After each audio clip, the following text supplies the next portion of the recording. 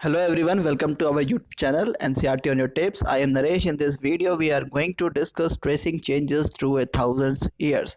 So student, इस video में आपको काफ़ी कुछ जानने को मिलेगा. Lot to know, lot to discuss. This lecture is important for school exam, scholarship exam and various competitive exams. So student, इस वीडियो में आपको इस पिक्चर में जो आपको पर्सन नज़र आ रहा है, ये वाला, ये है आपका अल इदरसी. अल इदरसी बहुत ही फेमस आपके पर्सन रह चुके हैं. ठीक है, इन्होंने मैप्स बनाए थे आपके. So take a look at map 1 and 2 in 1154 century by the Arab geographer Al-Idarsi. The section reproduced here is a detail of the Indian subcontinent from his larger map of the world.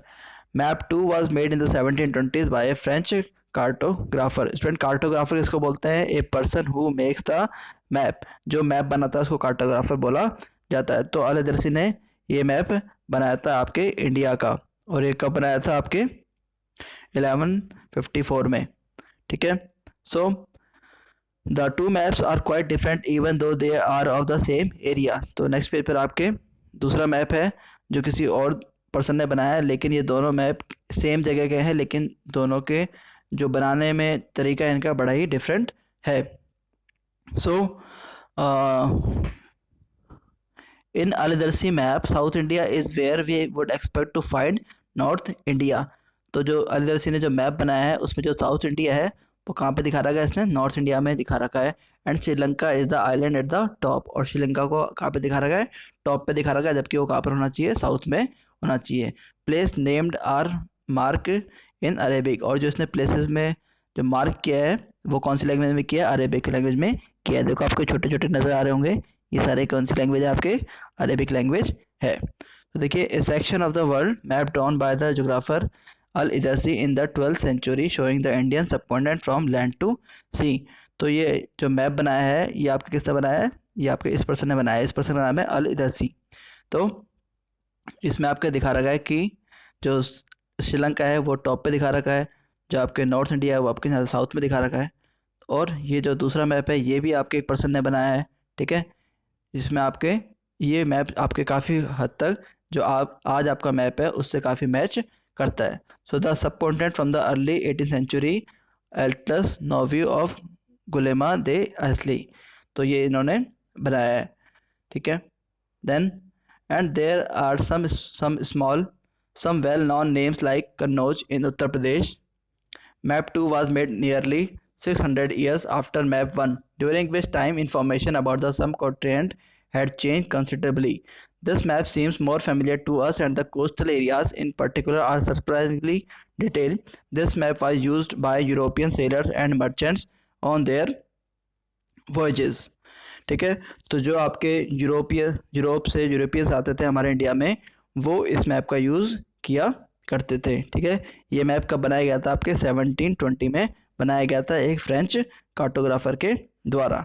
ठीक है, then equally important is the fact that the science of cartography different in the two period. When historians read document maps and texts from the past, they have to be sensitive to the different historical background, the context in which formation about the past was produced, new and old terminologies. ठीक है, terminologies का मतलब क्या होता है, जो भी term होती है, शब्दावली होती है, उनको हम लोग बोलते हैं terminologies.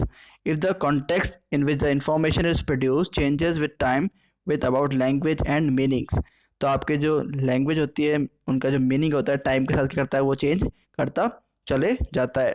जैसे हमारे जो आपको पानी है उसको हम लोग इंग्लिश में क्या बोलते हैं, वाटर बोलते हैं, हिंदी में पानी बोलते हैं, बहुत पहले इसको जल बोला करते थे. ठीक है, तो किस तरीके से एक ही चीज़ के कितने सारे नेम होते हैं और टाइम टू टाइम ये करते हैं, वेरी करते रहते हैं. So historicals record exist in a variety of language which have change considerably over the years. Medieval Persian for example is different from modern Persian. तो जो आपके मिडाइवल पर्शियन के जो लोग थे वो मॉडर्न पर्शियन से बहुत तरह से डिफरेंट रहा करते थे. For example, in different from modern Persian the difference is not just with regard to grammar and vocabulary, the meanings of the word also change over time. तो इसमें दिखा रखा है कि किस तरीके से आपके न केवल लैंग्वेज में चेंज आता है बल्कि ग्रामर और वोकेबुलरी में चेंज आ जाता है. For example take the term Hindustani, Hindustan का एग्जाम्पल देते हैं। Today we understand it as India, जैसे एक टाइम में हमारे भारत को हिंदुस्तान बोला जाता था, आज हम उसको क्या बोल रहे हैं, इंडिया बोल रहे हैं। So the modern nation state when the term was used in the 13th century by Minhaj i Siraj. ठीक है, मिनहाज ए सिराज कौन है, एक हिस्टोरियन है, a chronicler who wrote in Persian. इसने ये पर्शियन लैंग्वेज का यूज़ किया करता था। He meant the areas of Punjab Haryana and the lands between the Ganga and Yamuna. ठीक है, इसने आपके पंजाब हरियाणा और गंगा यमुना के एरिया को अपनी उसमें इंडिकेट किया हुआ है। So he use the term in a political sense for lands that were a part of the dominion of the Delhi sultan. तो उसने जो पंजाब हरियाणा और जो गंगा यमुना वाला जो एरिया है, क्षेत्र है, ठीक है, इसको उसने बताया कि ये जो एरिया है किसके अंडर में था, आपके दिल्ली सुल्तान के अंडर में था। The areas included in this term shifted with the extent of the sultanate, but the term never included South India. By contrast in the earlier 16th century Babur use Hindustan to describe the geography. 16th century में आपके जो बाबर था उसने हमारे जो हिंदुस्तान थी उसकी geography को एक्सप्लेन किया था। स्टूडेंट, बाबर आपके जो मुगल एम्पायर था उसका पहला किंग था, और ये कब आया था आपके, ये आया था स्टूडेंट 1526 में।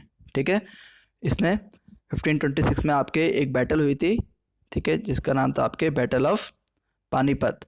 तो बैटल ऑफ पानीपत कब हुई थी, आपके 1526 में हुई थी। ठीक है, फिर 1527 में आपके खानवा का युद्ध हुआ था।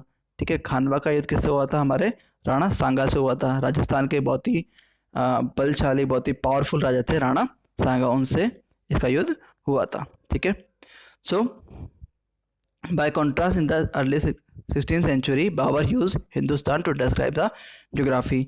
16th सेंचुरी में बाबर ने हमारे इंडिया के लिए कौन सा वर्ड यूज़ किया, हिंदुस्तान यूज़ किया। द फोना and the culture of the inhabitants of the subcontinent, as we will see later in this chapter, this was somewhat similar to the way the 14th century poet अमीर Khusro. Student, जो अमीर खुसरो था इसको आपके भारत का तोता भी बोला जाता है। ठीक है, इसको अरब लैंग्वेज में बोलते हैं तूत ए हिंद। देखो मैं लिख के दिखाता हूँ, तूत ए हिंद। ठीक है, ये अमीर खुसरो को बोला जाता है। ठीक है, सो और ये आपके फर्स्ट जो अमीर खुसरो हैं इनको फर्स्ट उर्दू लिटरेचर पोइट भी माना कंसिडर किया गया है। सो अमीर Khusro use the word Hind while the idea of A geographical and cultural entity like India did exit. तो उन्होंने हमारे जो इंडिया है उसके लिए कौन सा वर्ड यूज़ किया है, हिंद वर्ड यूज़ किया है। इन्होंने एक बुक भी लिखी थी जिसका नाम था किताब उल हिंद। ठीक है, ये इंपॉर्टेंट बुक थी इन्होंने की जो अमीर खुसरो ने लिखी थी, इसको आपको याद रखना है। ठीक है, सो while the idea of a geographically and culturally entitled like India did exist, the term Hindustan did not carry the political and national meanings which we associate with it today. Historians today have to be careful about the term they use because they meant different things in the past. Take for example a simple term like foreigner. It is used today to mean someone who is not an Indian. तो देखिए कैसे time के साथ foreigner की language और foreigner की जो term है उसका मीनिंग कैसे चेंज कर गया। जैसे एक टाइम में हम लोग फॉरनर किसको बोला करते थे, जो जैसे हमारा पहले इंडिया क्या था, हमारा इंडिपेंडेंट नहीं था। ठीक है, ये हो गया स्टूडेंट हमारा प्यारा इंडिया। तो इंडिया में आपके बहुत सारे स्टेट्स में आपका इंडिया डिवाइड था। ठीक है, यहाँ पे आपके राजस्थान में राजपूत रहा करते थे। ठीक है, यहाँ पे आपके मराठा रहा करते थे। तो जो आपके मराठा जब राजपूताना की तरफ आते थे मेवाड़ वगैरह में, तो इन्हीं को हम लोग क्या बोल दिया करते थे, फॉरनर्स बोल दिया करते थे। लेकिन आज के टाइम में हम लोग फॉरनर्स किसको बोलते हैं, जो किसी दूसरी कंट्री से आते हैं। फॉर एग्जांपल हमारे इंडिया में जापान से लोग आते हैं, चाइना से लोग आते हैं, तो they are called as a foreigner.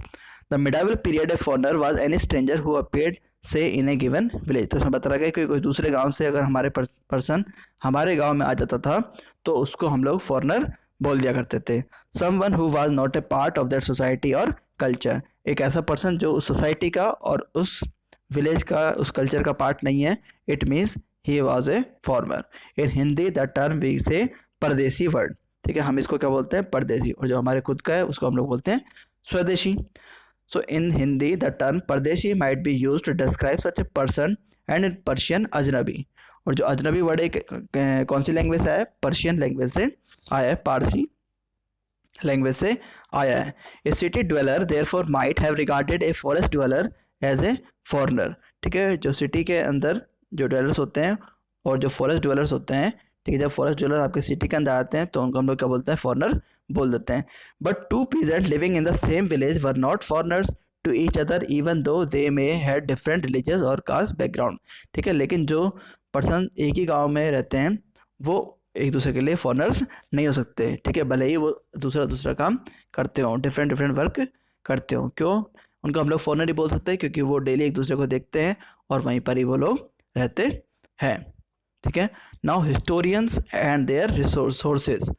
Historians use different types of sources to learn about the past depending upon the period of their study and the nature of their investigation. Last year, for example, you read about rulers of the Gupta dynasty and Harshvardhan. तो जो हमारे 6th class थी उसमें आप लोगों को पढ़ाया था कि जो गुप्ता डायनेस्टी थी उसमें चंद्रगुप्त मौर्य को पढ़ा था हमने, समुद्रगुप्त को पढ़ा था, ठीक है, हर्षवर्धन को पढ़ा था। ठीक है स्टूडेंट, समुद्रगुप्त के आपको एक बात याद रखनी है कि जो समुद्रगुप्त है इसके जो सिक्के हैं, ठीक है, इसके जो सिक्के हैं, कॉइन्स हैं, इनके ऊपर क्या मिला है, जो समुद्रगुप्त है उसको वीणा बजाते हुए देखा गया है। वीणा क्या है, आपका एक म्यूजिकल इंस्ट्रूमेंट है जो कुछ इस टाइप से होता है। ठीक है, जो आपके माँ सरस्वती के हाथ में होता था वो वीणा ही है। तो चंद्रगुप्त को वीणा बजाते हुए उसके कॉइन पर नज़र देखा गया है, उसके कॉइन्स पे वीणा बजाते हुए उसको देखा जा सकता है। और समुद्रगुप्त को हमारे भारत का नेपोलियन भी बोला करते थे। ठीक है, इंडियाज नेपोलियन। ठीक है, बहुत ही पावरफुल किंग था आपके समुद्रगुप्त। हर्षवर्धन, हर्षवर्धन भी बहुत ही पावरफुल किंग था। ठीक है, ऐसा माना जाता है कि जो हर्षवर्धन है, ठीक है, ये जो पूरे ईयर है उसमें एक दिन अपने सब कुछ दान कर दिया करता था, जितना भी इसका धन वगैरह है। ठीक है, इवन खुद के अपने ये जो क्लोथ्स होते हैं, खुद के जो गहने वगैरह होते हैं, ऑर्नामेंट्स होते हैं, सब कुछ ये दान कर दिया करता था। इतना दानवीर आपके हर्षवर्धन था। So in this book we will read about the following thousands years from रफली 700 टू 1750। तो इस बुक में हम लोग बेसिकली हम लोग देखेंगे कि जो आपकी चीज़ें हैं वो रहेंगी 700 से लेकर 1750 तक की चीज़ें हम लोग देखेंगे इस बुक के अंदर। You will notice some continuity in the source used by historians for the study of this period. They still rely on coins, inscriptions, architectures and textual records for information. तो हमारे जो historians हैं उनको चीज़ें कहाँ से स्टडी करने को मिलती हैं, हमारे इंस्क्रिप्शन से, ठीक है, आर्किटेक्चर से, टेक्चुअल रिकॉर्ड से, और बहुत सारी इन्फॉर्मेशन रहती है जो इन्फॉर्मेशन उनको आर्चिव से भी देखने को मिलती है। But there is also considerable discontinuity. The number and variety of textual records increased dramatically during this period. They slowly displaced other types of available information. Through this period, paper gradually became cheaper and more widely available. तो आपके इस time में जो paper था वो इतना easily available नहीं हुआ करता था जिस तरीके से आज आपको इजीली अवेलेबल है। जैसे आज आप लोगों के पास क्लासमेट्स की बुक है, नटराज की पेंसिल है, ठीक है, लेकिन उस टाइम इतना इजीली पेपर अवेलेबल नहीं हुआ करता था। इसलिए जो इन्फॉर्मेशन हमें देखने को मिलती है उस टाइम की, वो किस पर मिलती है, या तो इंस्क्रिप्शन में मिलेगी या फिर मैन्युस्क्रिप्ट्स में मिलेगी। ठीक है, इंस्क्रिप्शन किसको बोलते हैं हम लोग, ऐसी चीज़ें जो पत्थरों पर लिखी गई हैं उनको इंस्क्रिप्शंस बोलते हैं।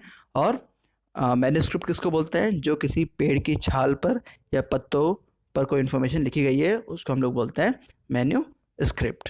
ठीक है, एक ये छोटी सी इन्फॉर्मेशन देख लेते हैं। द वैल्यू ऑफ पेपर में क्या लिखा हुआ है, in the middle of the 13th century of a scholar wanted to copy a book but he did not have enough paper, so he watched the writing of a manuscript. He did not want to write the paper and used it. तो जो आपके middle 13th century में क्या हुआ करता था, paper की कमी हुआ करती थी। ठीक है, तो जो मैन्युस्क्रिप्ट हुआ करती थी उन्हीं को वॉश करके वो उस पर लिख लिया करता था। A century later if you bought some food in the market you could be lucky and have the shopkeeper wrap it for you in some paper. लेकिन आज हम लोग देखते हैं कि पेपर कितना ईजिली अवेलेबल है। आपके जो शॉपकीपर होता है वो भी आपको कोई भी चीज़ देता है तो उसको पेपर बैग में उसको आपको लपेट कर देता है। So people used it to write holy text, chronicles of rulers, letters and teaching of sons, petition and judicial record, and for register of account and taxes. तो जो पीपल्स हैं, जो हमारे हिस्टोरियंस हैं, वो क्या करते थे, जितने भी आपके टीचिंग्स हैं, जुडिशियल रिकॉर्ड्स हैं, रजिस्टर्स हैं, उनको एक जगह पर रिकॉर्ड करके रखा करते थे।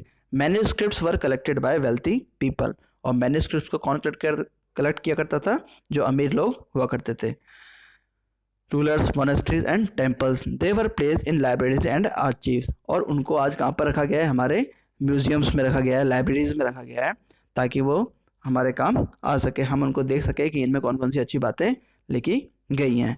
These manuscripts and document provide a lot of detail information to historians, but they are also difficult to use.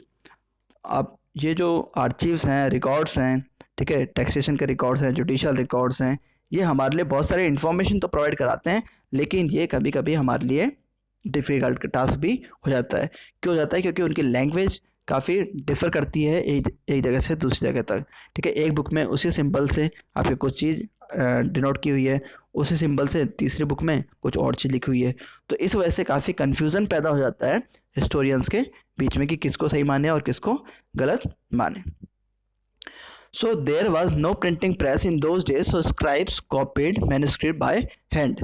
तो उस टाइम में क्या था, आपके जो प्रिंटिंग प्रेस बिल्कुल भी नहीं हुआ करती थी, जो भी हम लोग एक जगह से कॉपी करते थे दूसरी जगह पर, वो सिर्फ हम लोग हाथ से ही किया करते थे। उस टाइम कोई भी फोटोस्टेट की मशीन वहाँ पर नहीं थी।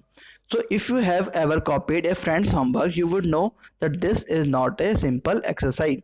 अगर कभी आप लोगों ने देखा होगा कि जैसे किसी दिन आप एब्सेंट हो जाते हैं और नेक्स्ट डे आप स्कूल में जाते हैं, तो अपने फ्रेंड से आप क्या करते हैं, उसकी नोटबुक बोरो करते हैं, और नोटबुक बोरो करते हैं, और जब उसमें से काम करना शुरू करते हैं तो आप लोग देखते हैं कि बहुत सारे जो स्पेलिंग्स हैं, बहुत सारे जो उसके अल्फ़ाबेट्स हैं, ठीक है, वो बहुत ही डिफरेंट होते हैं, और आप उनको एज इट इज़ कॉपी नहीं कर पाते। अगर आप उनको एज इट इज़ कॉपी करते भी हैं तो आप उनको समझ नहीं पाएंगे, या फिर उसमें गलतियाँ, मिस्टेक्स आपको करेंगे। तो कहने का मतलब ये है कि हम लोग कि जब एक जगह से दूसरी जगह पर कॉपी करते हैं तो बहुत सारी मिस्टेक्स हमको देखने को मिलती है, और यही मिस्टेक्स आपके हिस्टोरियंस के सामने भी आया करती थी। Sometimes you can not read your friend's handwriting and are forced to guess what is written. तो जैसे आप दोस्त की राइटिंग को पहचान नहीं पाते, ऐसे हिस्टोरियंस भी पहचान नहीं पाते थे। As a result there are small but significant difference in your copy of your friend's work. Manuscript copying is somewhat similar, as scribes copied manuscripts. They also introduced small changes, a word here, a sentence there. Their small differences grew over centuries of copying until manuscripts of the same text became substantially different from one another. और जो हम copy करते थे, और जो मतलब ये थे, ये पर्सन्स थे, जैसे अली दरसी है ये, तो इसने किसी को किसी टेक्स्ट को कॉपी किया एक जगह से दूसरी जगह पर, तो जो राइटिंग है उसमें बड़ी डिफरेंशिएशन हमको नज़र आता था, जिसकी वजह से आपका जो मैटर है वो चेंज हो जाया करता था। इसमें देखो क्या कर रहा है, ये पर्सन है जो एक को बुक से दूसरे कॉपी में क्या कर रहा है, कॉपी कर रहा है। A painting of a scribe making a copy of a manuscript, this painting is only 10.5 centimeter by 7.5 centimeter in size. Because of its size, it is called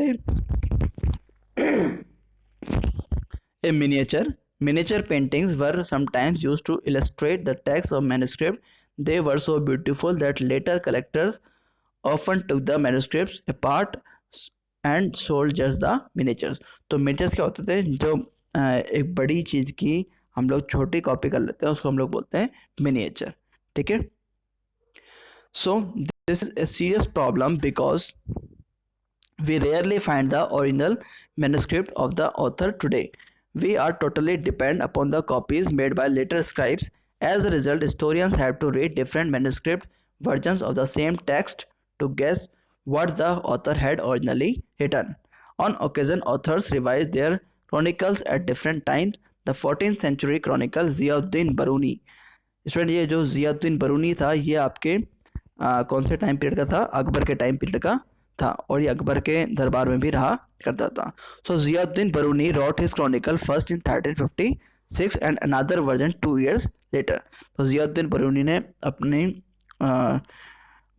version लिखा था, क्रॉनिकल लिखी थी, जिसमें 1356 में उसका जो दूसरा एडिशन था वो आया था। तो इतना टाइम लग जाया करता था बुक्स को लिखने में, क्यों लगा करता था? क्योंकि हमारे पास उस टाइम पेजेस अवेलेबल नहीं थे। हम जो इंस्क्रिप्शंस हैं, हमारे जो मैन्युस्क्रिप्ट्स हैं, उन पर चीज़ें लिखा करते थे। The two differ from each other but historians did not know about the existence of the first version until the 1960 it remained lost in large library collection। तो ज़ियाउद्दीन बरून ने जो 2 कलेक्शन लिखे थे उस टाइम के, उनमें से एक वर्जन हमको आज भी नहीं मिलता है। तो ये क्यों नहीं मिलता? क्योंकि हो सकता है कि उसको इंसेक्ट्स खा गए हों, या फिर चोरी कर लिया गया हो, या फिर कहीं पे खो गया हो, या फिर समुद्र में पानी में गिर गया हो, ख़राब हो गया हो। तो ये इतनी सारी प्रॉब्लम्स आया करती थी अगर हमारे पास पेपर नहीं हुआ करता था। तो देखो इसमें क्या लिख रखा है, देखो ये आपको क्या नज़र आ रही है इसके अंदर, ये अरेबिक लैंग्वेज में लिखा गया है। Different kinds of hand writing could make the reading of Persian and Arabic difficult. The nastaliq style on the left is a cursive and easy to write. The shikasta on the right is denser and more difficult. तो जो ये style है, ये कौन सा है? Click style है, जिसमें आपके राइट से लेफ्ट की तरफ चीज़ें लिखी जा रही हैं। इस तरीके से राइट की तरफ से लेफ्ट की तरफ चीज़ें लिखी जाती थी। ठीक है, जैसे आज हम लोगों को जैसे आर्यन लिखना है, तो आर्यन हम कैसे लिखते थे? ऐसे लिखेंगे, ARYAN। ठीक है, ऐसे ही हमको जैसे मान लो रवि लिखना है, तो रवि कैसे लिखेंगे हम लोग? इस तरीके से लिखेंगे इंग्लिश में। और हिंदी में भी हम लोग कैसे लिखेंगे? ऐसे लिखेंगे रवि। तो यानी कि हम लोग जो लिख रहे हैं वो कैसे जा रहे हैं? आपके लेफ़्ट टू राइट जा रहे हैं। और लेकिन जो या अरेबिक वाली लैंग्वेज थी, इसमें हम लोग क्या करते थे? राइट टू लेफ्ट जाया करते थे। ठीक है। So new social and political groups. The study of the 1000 years between 700 and 1750 is a huge challenge to historians, largely because of the scale and variety of development that occurred over the period. At different moments in this period, new technologies made their appearance, like the Persian wheel in irrigation। तो जो आपके 700 to 1750 में क्या हुआ? आपके बहुत सारे technological changes हुए, एक बड़ा ह्यूज डेवलपमेंट हमको इस टाइम पीरियड के अंदर देखने को मिलता है। तो जो आपकी इरिगेशन फैसिलिटी आई, देखो ये जो किसकी है? ये रेटक की है, इसको बोलते हैं रेटक, इसको पर्शियन व्हील बोलते हैं। इसमें क्या हुआ करता था स्टूडेंट? देखो जो ये पूरा सर्किल है, ठीक है, ऐसे ये लकड़ी का बना हुआ करता था, और इसको कंट्रोल करने के लिए एक लकड़ी ऐसे हुआ करती थी, एक लकड़ी ऐसे, एक लकड़ी ऐसे, जिससे कंट्रोल हो जाया करता था। और बीच में इसमें बल न आए, इसलिए बीच में भी इसमें लकड़ियाँ रहा करती थी ऐसे ऐसे। ठीक है, और साइड में इसमें ऐसे पोर्ट्स बनाया करते थे। ठीक है, अब ये व्हील है, ये क्या करता था? पूरा ऐसे राउंड राउंड घुमा करता था। जब ये राउंड राउंड घूमेगा तो जो नीचे से वाटर है वो क्या करेगा? ऊपर आएगा, और ऊपर आने के बाद ऐसे पानी गिरेगा, ऐसे पानी गिरेगा, ऐसे पानी गिरेगा। तो इस तरीके से हमारे जो इरिगेशन फैसिलिटी है वो हम लोग किया करते थे। ठीक है, फिर उसके बाद क्या हुआ? The spanning wheel in weaving. अब जो हमारी स्पैनिंग व्हील आना शुरू हो गई। स्पैनिंग व्हील से क्या होता था? हमारे जितने भी आपके ये सिल्क वगैरह है उसको हम लोग इकट्ठा कर लिया करते थे, और इससे हमारी अच्छी क्वालिटी की हम लोग शॉल वगैरह या फिर कोई भी कपड़े वगैरह बना सकते थे। And fire arms in combat, और कुछ आपके जो हथियार है वो भी बनना शुरू हो गए थे। New foods and beverages arrived in the sub continent, potatoes, corn, chillies, T and coffee. तो इतने सारे फूड और बेवरेजेस, बेवरेजेस किसको बोलते हैं हम लोग? जितनी भी हमारी टी कॉफ़ी होती हैं, ये सारे किसके पार्ट हैं? हमारे बेवरेजेस के पार्ट हैं। Remember that all these innovation, new technologies and crops came along with the people who brought other ideas with them as well. As a result, this was a period of economic, political, social and cultural change। तो जो time period है 700 to 1750 का, इसमें बड़ा change हमको देखने को मिलता है। इसमें आपके कल्चरल चेंज भी हमको देखने को मिलता है, पॉलिटिकल चेंज भी देखने को मिलता है, सोशल चेंज भी देखने को मिलता है, इकोनॉमिक चेंज भी देखने को हमको मिलता है। ठीक है, जैसे आपके ये टी है, तो टी कहाँ से आई थी? आपके ये चाइना से आई थी। ठीक है, आपके जो पोटैटो आपके इधर ही हुआ करते थे, राजस्थान आपके इंडिया में। So this was also a period of great mobility. Groups of people travel long distance in search of opportunity. तो ये जो टाइम पीरियड था, इसमें आपके जो वर्ल्ड से पूरे हमारे इंडिया में लोग आए। ठीक है, यही वो टाइम था आपके बाबर हमारे इंडिया में आया था। ठीक है, आपके जो मोहम्मद गौरी है उसने भी इसी टाइम पीरियड में अटैक किया था हमारे किस पर? ये जो सोमनाथ टेम्पल है हमारे गुजरात के अंदर। सो The subcontinent held immense wealth and the possibilities for people to carve a fortune. One group of people who became important in this period were the Rajputs, a name derived from Rajputra. तो आपके जो ये time period के अंदर जो आपके राजपूत थे वो बहुत ही फेमस थे, उनमें बहुत ही ज़्यादा पावर थी, ठीक है, और उनको क्या बोला जा रहा था, राजपुत्र बोला जा रहा था, the son of A ruler. राजपुत्र मतलब क्या होता है, जो राजा का पुत्र। Between the 18th and 14th century, the term was applied more generally to a group of warriors who claimed Kshatriya caste status। और कुछ टाइम बाद इनको क्या बोला जाने लगा, क्षत्रिय बोला जाने लगा। देखो स्टूडेंट, क्षत्रिय का कॉन्सेप्ट क्या है, हमारी जो सोसाइटी थी उसको हम लोगों ने 4 कैटेगरीज में डिवाइड किया था, ठीक है। 4 कैटेगरीज कौन सी थी आपके, सबसे पहले आते थे आपके ब्राह्मण, फिर आपके आते थे क्षत्रिय, फिर आते थे आपके वैश्य, फिर आते थे शूद्र, ठीक है। तो जो ब्राह्मण था इनका काम क्या करता था, दे अटेन द नॉलेज, इनको इनका जो काम था वो सिर्फ था कि कैसे ना कैसे हमको क्या करना है, नॉलेज गेन करनी है, ज्ञान प्राप्ति करनी है, ठीक है। और जो क्षत्रिय हुआ करते थे इनको क्या काम हुआ करता था, जो भी हमारी स्टेट की जो बॉर्डर्स होती हैं, जो भी सीमाएं होती हैं हमारे क्षेत्र की, उनको सेफ करना, ठीक है। सेफ कैसे करेंगे, ये बंदूक से करेंगे, ठीक है, तलवार से करेंगे। तो ये सारी चीज़ें वो अपने यूज़ में लिया करते थे। जो वैश्य हुआ करते थे बेसिकली इनका काम क्या करता था, ट्रेड करना, व्यापार करना। और जो शूद्र थे स्टूडेंट, इनका काम क्या करता था, ये जितने भी तीनों क्लासेज हैं आपके, ब्राह्मण, क्षत्रिय, वैश्य, इनको अपनी सर्विसेज प्रोवाइड करवाना, ये काम किसका था, शूद्र। जैसे जितने भी समाज के निम्न काम हुआ करते थे, आपके स्मॉल वर्क हुआ करते थे, वो सारे काम कौन करते थे, आपके शूद्रास किया करते थे, ठीक है। सो नेक्स्ट पेज पे आते हैं हम लोग। Not just rulers and chieftains but also soldiers and commanders who served in the armies of different monarchs all over the subcontinent। और इसमें जो आपके पर्सन्स थे वो किस में वर्क किया करते थे, वो चिफ्टन, चीफ हो जाया करते थे, सोल्जर्स बन जाया करते थे, कमांडर्स बन जाया करते थे, आर्मी के अंदर काम किया करते थे किंग की। A chivalric code of conduct, extreme valor and a great sense of loyalty were the qualities attributed to Rajput by their poets and bards, ठीक है। तो जो राजपूत थे, ठीक है, उनको उनमें मतलब काफ़ी सेंस हुआ करता था लॉयल्टी का, ठीक है, बहादुरी का, ठीक है। और वो अपने जो पोइट्स हुआ करते थे वो भी उनकी बहुत ज़्यादा प्रशंसा किया करते थे, उनको प्रेज किया करते थे। Other groups of people such as Maratha, Sikh, Jats, Ahoms, Kayasthas, एक caste and of scribes and secretaries also used the opportunity of the age to become politically important। और ये तो आपके हो गए, देखो जो आपका ये है हमारा राजस्थान, कश्मीर, ये हमारा सिक्किम, और ये हमारा गुजरात, और ये हो गया हमारा इंडिया। तो आपके यहाँ पर आपके राजस्थान है, ठीक है। तो राजस्थान में आपके कौन थे, राजपूत थे, ठीक है। आपके पंजाब में कौन थे, सिख थे, ठीक है। राजस्थान में राजपूत हो गए, पंजाब में सिख हो गए, और महाराष्ट्र में कौन थे आपके, मराठास थे, ठीक है। और हमारे राजस्थान में कुछ एरियाज में कौन थे, जाट भी थे।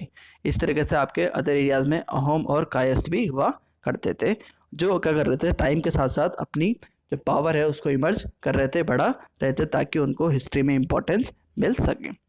So throughout this period, there was a gradual clearing of forest and the extension of agriculture, a change faster and more complete in some areas than in others।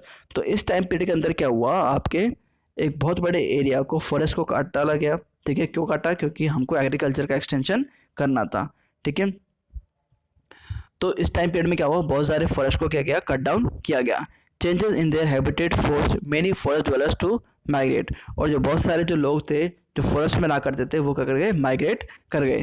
तो माइग्रेट किसको बोलते हैं, जब एक पर्सन एक टाउन या city को छोड़कर, विलेज को छोड़कर दूसरे सिटी या विलेज में चले जाता है। जैसे जो फॉरेस्ट ड्वेलर्स थे, यहाँ पर पहले फॉरेस्ट में बहुत सारे पेड़ हुआ करते थे, अब इनको क्या कर दिया गया, काट दिया गया। तो ये लोग कहाँ पर चले गए, टाउन्स में, सिटीज़ में रहने चले गए, ये लोग माइग्रेट कर गए। So other started tilling the land and became peasant, ठीक है। लोगों ने क्या करना शुरू कर दिया, टिलिंग करना शुरू कर दिया। देखो टिलिंग क्या होता है, एक होता है पीजेंट, ठीक है, एक होता है लैंड ओनर्स। तो जो लैंड ओनर होता है, इसकी ज़मीन पर जो किसान होता है वो क्या करता है, खेती करता है, और जो इसमें और जो किसान होता है इसी को हम लोग बोलते हैं टिलर्स। ठीक है, टिलर्स यानी कि ये इस पर क्या कर रहा है, खेती कर रहा है इसकी ज़मीन पर, समझिए। सो these new peasant group gradually began to be influenced by regional market, chieftains, priests, monasteries and temples। तो आपके जो लैंडलॉर्ड्स थे, पीजेंट थे, ये आपके मार्केट में, जो वहाँ की जो सोसाइटी थी उसमें बड़ा ही इन्फ्लुएंस रखा करते थे, अपनी ये धाक जमा करते थे। They became part of large complex society and were required to pay taxes and offer goods and services to local lords. As a result, significant economic and social differences emerged amongst peasants. Some possessed more productive land, other also kept cattle। और जो peasants हुआ करते थे ये अपने पास kettles वगैरह भी रखा करते थे, अपने पास लैंड भी रखा करते थे, जिससे ये जो सोसाइटी है उसमें इनकी एक इमेज अच्छी बन सके। जिनके पास ज़्यादा कैटल्स हुआ करते थे इसका मतलब क्या है, उसके पास वो ज़्यादा अमीर है, ठीक है, और उनकी इकोनॉमिक और सोशल कंडीशन काफ़ी अच्छी हुआ करती थी जो लोग कैटल नहीं रखा करते थे। And some combined artisanal work with agriculture activity during the lean season. और ये जो एग्रीकल्चर सीजन ख़त्म हो जाया करता था और तभी करते थे, कुछ आर्टिशियन वर्क भी किया करते थे। So as society became more differentiated, people were grouped into jati. तो ऐसे धीरे धीरे क्या हुआ, आपके जो सोसाइटी थी उसके अंदर बहुत सारी जातियाँ बनना शुरू हो गई और सबकास्ट और कुछ उपजातियाँ भी बनना शुरू हो गई। And ranked on the basis of their backgrounds and their occupation. और ये जाति और सबकास्ट कैसे बनना शुरू हुई, वो उनके ऑक्यूपेशन से बनना शुरू हो गई। जैसे मानो कोई राजा है, उसका बेटा उसको क्या करे, वो क्या बनेगा, राजा बनेगा। कोई कुम्हार है, कोई पोर्ट बनाता है, बर्तन बनाता है, तो उसका बेटा क्या बनेगा, पोर्ट का ऑक्यूपेशन ऑक्यूपाई कर लेगा। कोई पीजेंट है, खेती करता है, एग्रीकल्चर करता है, तो उसका बेटा क्या करेगा, एग्रीकल्चर को ऑक्यूपाई कर लेगा। So ranks were not fixed permanently and varied according to the power, influence and resource controlled by the member of the jati। The status of the same jati could vary from area to area। तो ऐसा नहीं था कि जैसे एक जगह पर कोई जाति है वो पर्टिकुलर काम कर रही है तो दूसरे एरिया में भी वो जाति वही काम कर रही होगी। ये क्या करता था, वेरी करता था area to area. So jatis framed their own rule and regulation to manage the conduct of their member. तो और जो जाति हुआ करती थी ये अपने खुद के रूल्स बनाया करती थी अपने मेंबर्स को कंट्रोल करने के लिए, इनके खुद के रूल्स और रेगुलेशंस हुआ करते थे। These regulations were enforced by an assembly of elders described in some areas of जाति पंचायत। और उन्हीं रूल्स और रेगुलेशंस को जब इनकी जाति पंचायत में कोई डिस्प्यूट हुआ करता था तो उन रूल और रेगुलेशंस के बेसिस पर ही ये लोग डिसीजन लिया करते थे। But jatis were also required to follow their rules of their villages. Seven villages were govern by a chieftain. तो जो जातिस थी उनको मतलब बोला जाता था कि आपको अपने रूल्स को फॉलो करना चाहिए अपने विलेज के अंदर। और जो seven villages were govern by chieftain, और जो बहुत सारे जो विलेजेस थे उनको गवर्न करने के लिए कौन था, चिफ्टेन हुआ करते थे। Together they were only one small unit of A state. और अगर सारे विलेजेस को हम लोग कंबाइन किया करते थे तो हम लोग उसको स्टेट बोला करते थे। रीजन एंड एम्पायर, ठीक है। अब क्या हुआ, बहुत सारे स्टेट्स हो गए हमारे। तो large states like those of Cholas, Tughlaq, Mughals encompass many regions। A Sanskrit Prashasti praising the Delhi Sultanate, Ghiyasuddin Balban, explained that he was the ruler of a vast empire that stretched from Bengal in the east to Ghazni in Afghanistan in the west and included all of the south। People of different regions, Goda, Andhra, Kerala, Karnataka, Maharashtra and Gujarat apparently fled before his armies। Historians regard these as exaggerated claims of conquest। At the same time they try to understand why rulers kept claiming to have control over different parts of the subcontinent। तो student जो आपको ये map नज़र आ रहा है इसके अंदर बहुत सारे जो 24 इसके अंदर आपको प्लेसेस नज़र आ रही होंगी। तो ये सारे क्या थे, हमारी प्रोविंसेस थे डिफरेंट किंग्स के। So map 3 provinces of the Delhi Sultanate during Muhammad Tughlaq region according to the Egyptian source Maslik al-Absar 5 Mamlik al-Amsar of Shihabuddin Umari। तो जो ये प्लेसेस है आपको इसमें ध्यान रखना है ये कौन कौन सी प्लेसेस कहाँ पर हैं। फॉर एग्ज़ाम्पल जैसे आपके ये 4th नंबर पर तो 4th नंबर पर आपकी क्या है ये वाला, ये आपका कलस्तर, ठीक है। ऐसे ही आपके जो 14 नंबर पर है ये क्या है, अवध, तो ये वाला अवध है, ठीक है। ऐसे ही आपके जो 20 नंबर पर है ये है देवगिरी, तो देवगिरी कहाँ पर आपके, महाराष्ट्र में है। फिर ये 19 नंबर पर आपके क्या है, गुजरात है, ठीक है। तो ये आपके लिए इम्पोर्टेंट हो जाता है मैपिंग के क्वेश्चन से। नेक्स्ट है आपका language and the region. In 1318 Amir Khusro noted that there was a different language in every region. तो जो अमीर खुसरो था वो बोलता है कि 1318 में अपनी बोलता है कि आपके जो लैंड है, ठीक है, उसमें बहुत सारे डिफरेंट लैंग्वेजेस यूज़ की जाती है हमारे इंडिया में। स्टूडेंट मैं आपको बता चुका हूँ जो अमीर खुसरो है इसको हमारे हिंदुस्तान का तोता भी बोला जाता है, parrot of Hindustan, parrot of India, कुछ भी बोल सकते हैं आप लोग। So, in 1318, the poet Amir Khusro noted that there was a different language in every region of this land. Sindhi, Lahori, Kashmiri, Dawasmudri in southern Karnataka, Telangana in Andhra Pradesh, Gujri in Gujarat, Mabri in Tamil Nadu, Gauri in Bengal, Avdi in eastern Uttar Pradesh and Hindvi in areas of the area Delhi. तो दिल्ली के अंदर आपकी हिंदवी बोली जाती थी, ठीक है, गौरी आपके बंगाल में बोली जाती थी। So Amir Khusro went on to explain that in contrast to these languages, there was a Sanskrit which did not belong to any region. It was an old language and common people do not know it. Only the Brahmins do. तो जो अमीर खुसरो बोलता है कि जो Sanskrit language थी India की वो कहीं पर भी नहीं बोली जाती थी क्योंकि वो बहुत ही पुरानी लैंग्वेज थी। जनरली इसको कौन बोला करते थे, ब्राह्मण्स बोला करते थे, ऑर्डिनरी पर्सन उसको नहीं बोला करते थे। So by 700 many reasons already possess distinct geographical dimensions and their own language and cultural characteristics. You will learn more about these in chapter 9. They were also associated with specific ruling dynasties. तो अभी आपको जो map दिखाया था, ठीक है, उसमें बहुत सारे जो डायनेस्टीज थी उन्होंने रूल किया। इसको आप लोग चैप्टर 9 में डिटेल एक्सप्लेनेशन हम लोग देखेंगे। So they were also associated with ruling dynasties. There was considerable conflict between the states. Occasionally, dynasties like the Cholas, Khiljis, Tughlaqs, and Mughals were able to build an empire that was pan-regional, spanning diverse region. तो आपके चोलास आपके India में थे, ठीक है। चोलास का आपके जो एडमिनिस्ट्रेशन है यानी कि विलेज एडमिनिस्ट्रेशन ये बहुत ही मशहूर है, ठीक है। हम लोगों ने जो आज हमारी पंचायत है तो पंचायत का कंसेप्ट हम लोगों ने कहाँ से सबसे पहले देखना शुरू किया है, चोला एडमिनिस्ट्रेशन से हमको देखने को मिलता है। ऐसे ही खलजी है तो खलजी में आपके अलाउद्दीन खिलजी हुआ था, ठीक है। इसका जो मार्केट पॉलिसी थी इसकी ये बहुत ही अच्छी थी। तुगलक में आपके मोहम्मद बिन तुगलक हुआ था, ठीक है, गयासुद्दीन तुगलक हुआ था। इनकी स्टोरी हम लोग आगे देखेंगे। Not all these empires were equally stable और सक्सेसफुल। ये जो एम्पायर्स थे बहुत ही पावरफुल थे बट ये इक्वली सक्सेसफुल नहीं हो पाए। इसके पीछे बहुत सारे एग्जाम्पल्स हैं, बहुत सारे रीजन्स हैं। So what was the duration of rule of the Khilji and Mughal dynasty. जो खिलजी था और जो मुगल डायनेस्टी थी इनका टाइम पीरियड क्या रहा था।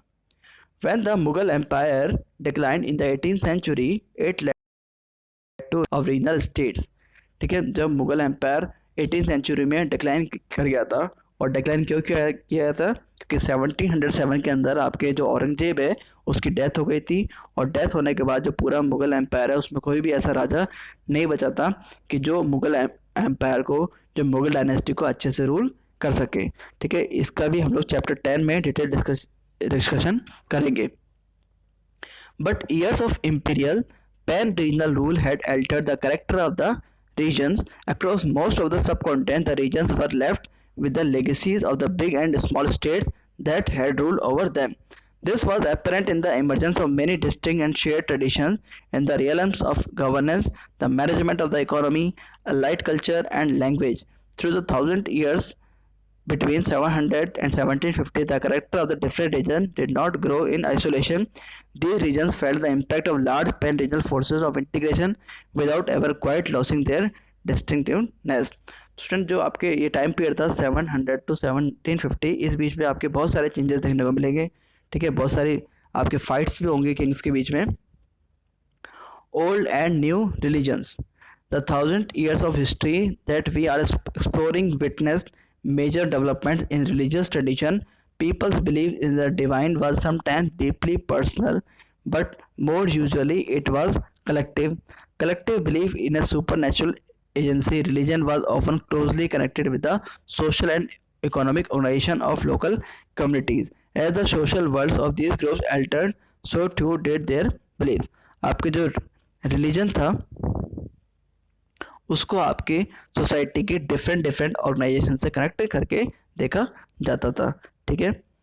जैसे आज भी हमारे जो आपके सेकुलर कंट्री नहीं है, जैसे आपका इंडिया तो क्या सेकुलर कंट्री है जिसमें आपके जितने भी रिलीजन्स हैं सबको इक्वल इम्पोर्टेंस दी जाती है, लेकिन जो कंट्री सेकुलर नहीं है उन कंट्रीज़ में क्या होता है, एक पर्टिकुलर रिलीजन को क्या करते हैं, वो प्रमोट करते हैं, ठीक है।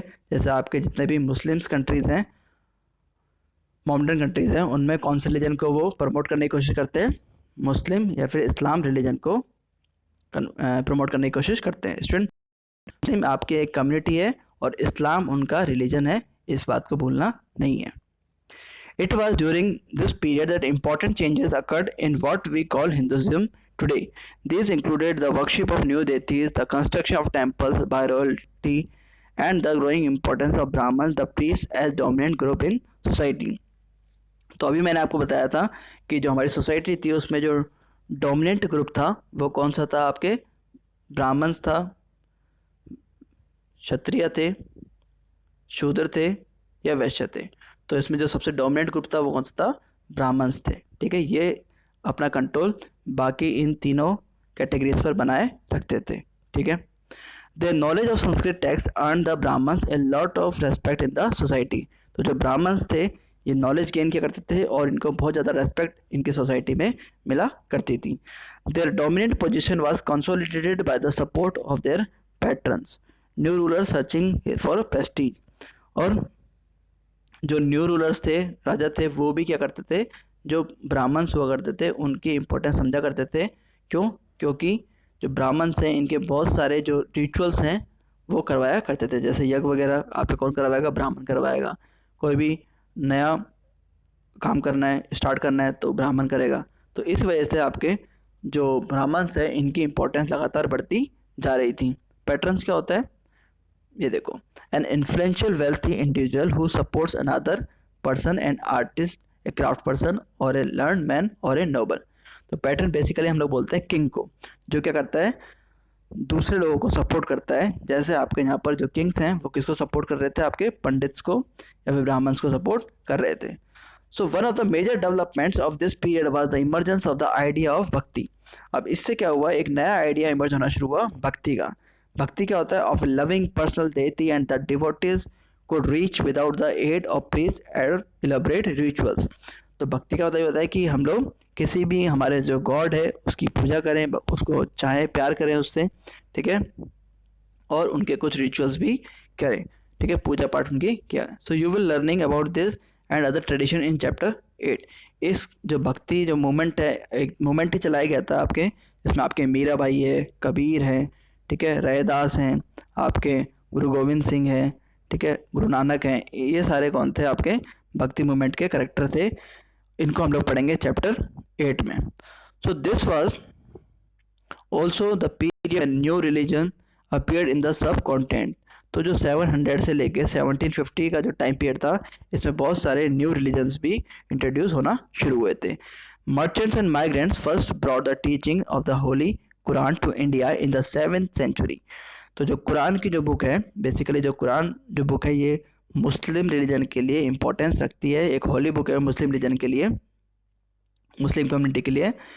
जैसे आपके जो हिंदू रिलीजन है उसके अंदर जो भगवत गीता है वो हमारे हिंदू जो रिलीजन है उसके लिए इम्पोर्टेंट है। ऐसे ही आपके जो कुरान है वो किसके लिए इम्पोर्टेंट है, इस्लाम रिलीजन के लिए इम्पोर्टेंट है।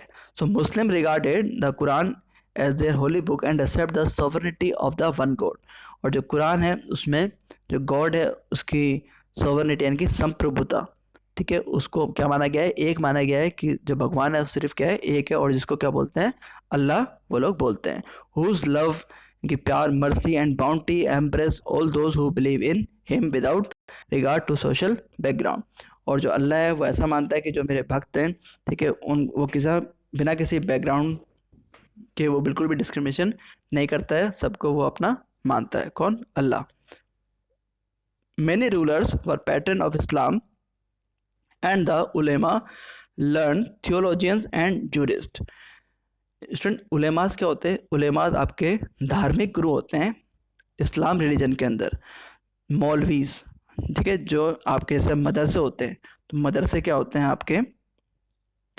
मदरसे जो आपके मुस्लिम स्कूल्स होते हैं उनको बोलते हैं मदरसा, और मदरसा में जो आपके टीचर होता है उसको बोलते हैं मौलवी। ठीक है, ऐसे ही जब राजा हुआ करता था उसके दरबार में कौन हुआ करते थे? उलेमास हुआ करते थे। और जितनी भी आपके धर्म से रिलेटेड बातें हुआ करती थी उन पर जो डिसीजन लेने की जो बात आती थी या फिर डिस्कशन की बात आती थी, तो फाइनली किसका किसका हम लोग बात माना करते थे? उलेमास की बात माना करते थे। सो Islam was interpreted in a variety of ways by its followers. There were the Shias Muslims who believed that the Prophet Muhammad son-in-law. तो जो इसमें मुस्लिम जो रिलीजन है इसके अंदर दो कम्युनिटी है, शिया और Sunni. So there were the Shias Muslim who believed that the Prophet Muhammad's son-in-law Ali was the legitimate leader of the Muslim community. तो जो शिया जो मुस्लिम्स हैं वो ऐसा मानते हैं कि जो इस्लाम है उसका जो लीडर है वो कौन है? जो प्रॉफिट मोहम्मद थे उनका दामाद है। स्टूडेंट, जो प्रॉफिट मोहम्मद थे इन्होंने ही आपके इंट्रोड्यूस किया था इस्लाम को।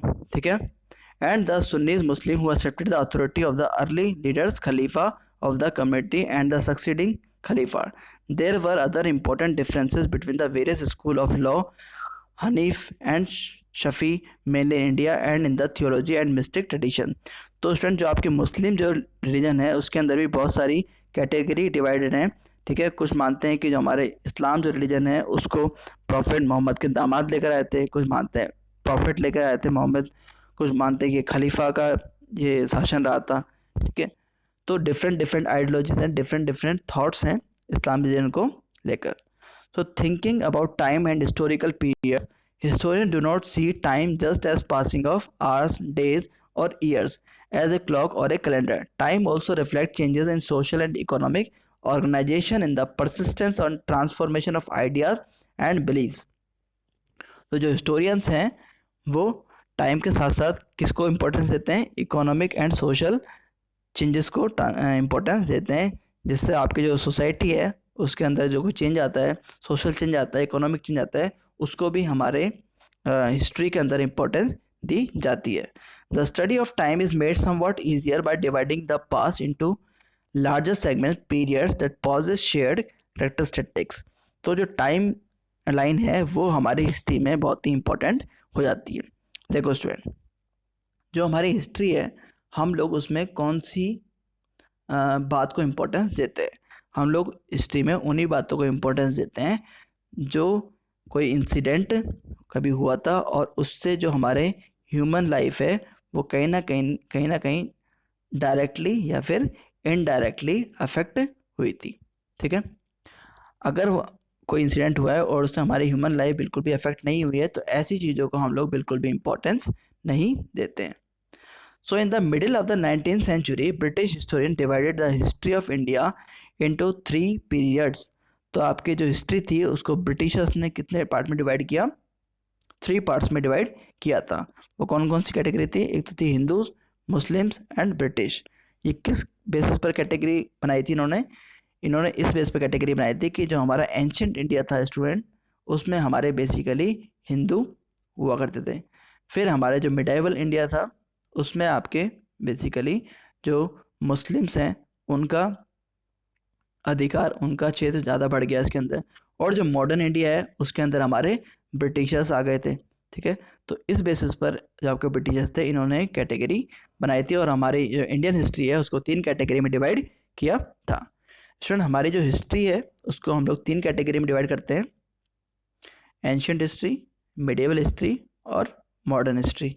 ठीक है, तो एंशियंट हिस्ट्री में हमारे जितने भी बौद्ध रिलीजन हो गया, हमारे रामायण हो गया, महाभारत हो गई, भागवत हो गई, ये सारे किसके पार्ट है? हमारे एंशियंट हिस्ट्री के पार्ट है। ठीक है, फिर हमारे जो बाबर हमारे कंट्री में आया, अलाउद्दीन खिलजी हमारे कंट्री में आया, मोहम्मद गौरी हमारी कंट्री में आया, ये सारे किसके पार्ट है? आपके मिडिवल हिस्ट्री के पार्ट हैं। फिर ब्रिटिशर से लेके आज तक की जितनी भी बातें हैं वो सारी किसके अंदर आएंगी, हमारी मॉडर्न इंडिया के अंदर आएंगी। तो ये हो गया हमारे हिस्ट्री का categorisation.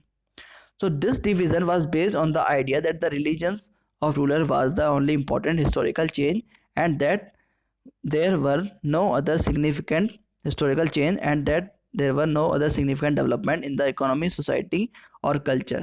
Such a division also ignored the rich diversity of the subcontinent. For few historians follow this periodization today. Most look economic and social factors to characterize the major elements of different movements of the past. The histories you read last year included a wide range of early society, hunter gatherers, early farmers, people living in towns and villages, and early empire and kingdom.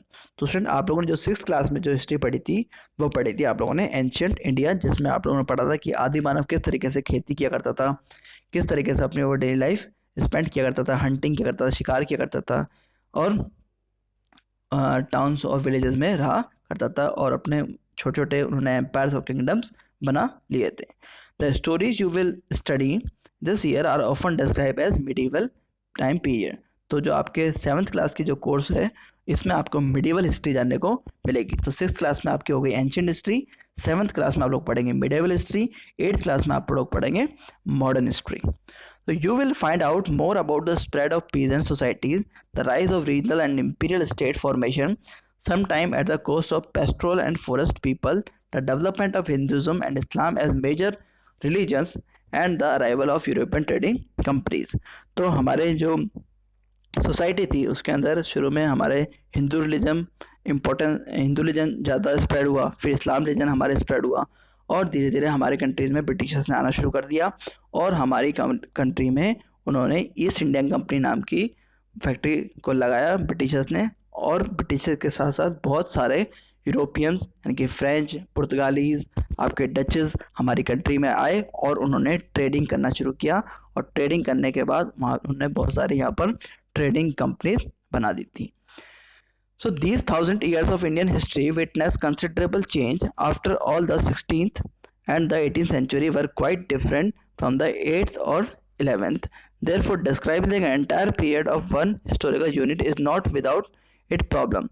Moreover, the medieval period is often contrasted with the modern period. Modernity carries with it a sense of material progress and intellectual advancement. This seems to suggest that the medieval period was lacking in any change whatsoever, but of course we know this was not the case. तो आपके जो modern India है और जो medieval India है इसमें बहुत सारे चेंजेस देखने को मिलते हैं, कि जैसे आपके टाइम चेंज करता गया मिडिवल से मॉडर्न की तरफ, वैसे वैसे आपके जो ट्रांसपोर्ट सिस्टम है उसमें चेंज आना शुरू हो गया, आपकी बैटल्स को लेकर चेंज आना शुरू हो गया था, आपके जो वेपन्स हैं वो हाईली टेक बनना शुरू हो गए थे, उनमें टेक्नोलॉजी का यूज़ ज़्यादा से ज़्यादा किया जाने लगा था। So during these thousands year, the societies of the subcontinent were transformed often and economic in several regions reached a level of prosperity that attracted the interest of European trading companies. और जो हमारी society थी वो धीरे धीरे क्या होती थी, प्रॉस्पेरस हो रही थी, समृद्ध होती जा रही थी, अमीर होती जा रही थी। तो ये जो सारी कहानी थी हमारे इंडिया की, ये किसको पता लगना शुरू हुई, हमारे यूरोपियंस को पता लगना शुरू हुई कि हमारे जो ईस्ट डायरेक्शन है उसमें एक कंट्री है इंडिया, और वहाँ पर क्या है बहुत सारा सोना है, इसीलिए हमारे जो इंडिया है उसको बोला करते थे सोने की चिड़िया। As you read this book look out for signs of change and the historical process at work. Also, whenever you can compare what you read in the book with what you read last year. Look out for changes and continuities wherever you can, and look at the world around you to see what else has changed or remained the same. तो आप लोग इस book में पढ़ेंगे कि कौन कौन सी चीज़ें आपके चेंज हुई, मॉडर्न जो मिडिवल इंडिया में नहीं थी वो मॉडर्न इंडिया में आई। तो स्टूडेंट आई होप कि आपको ये लेक्चर पूरा समझ आया होगा। Thank you and have a nice day.